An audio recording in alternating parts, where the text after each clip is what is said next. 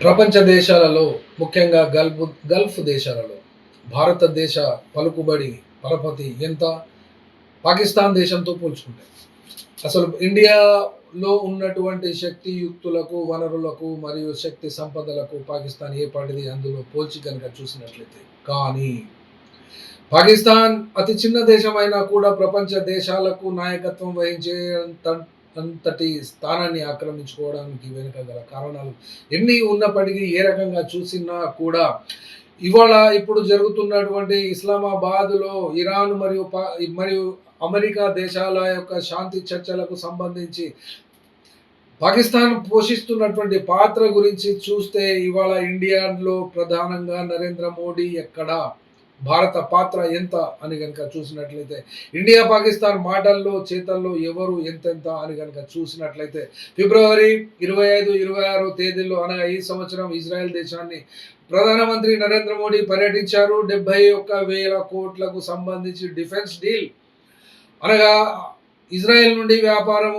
అనగా ఈ సైనిక సామాగ్రిని కొనుగోలుకు అగ్రిమెంట్లు చేసుకున్నారు. అక్కడికి పోయి మదర్ ల్యాండ్, ఫాదర్ ల్యాండ్ అంటూ అక్కడ పార్లమెంటులో నెసెట్ అంటారు, దాంట్లో ప్రసంగించారు.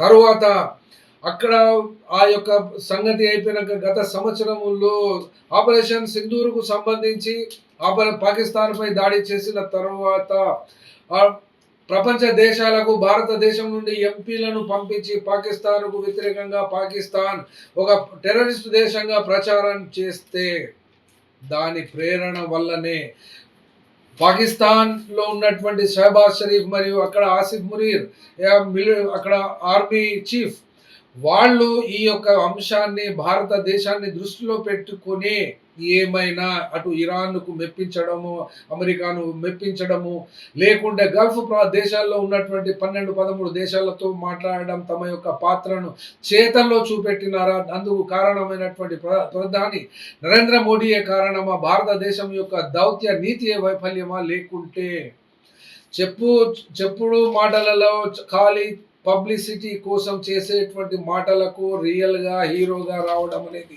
ఇక్కడ భారతదేశంలో ఉన్నటువంటి పాకిస్తానీ వ్యతిరేక శక్తులు అనుకున్నప్పటికీ పర్వాలేదు. కానీ ఆ దేశానికి సంబంధించి దౌత్యపరమైనటువంటి సంబంధాలలో భారతదేశం వెనుకబడిపోయింది అనడానికి ఇటీవల వస్తున్నటువంటి విమర్శలే ఒక కారణం. కాబట్టి పాకిస్తాన్ మధ్యవర్తిత్వ పాత్ర పోషించడానికి ప్రధాని నరేంద్ర మోడీ వేసినటువంటి తప్పటడుగులే కారణమా అనబడేటువంటి అనుమానం ఎంతమందికి ఉండవచ్చు?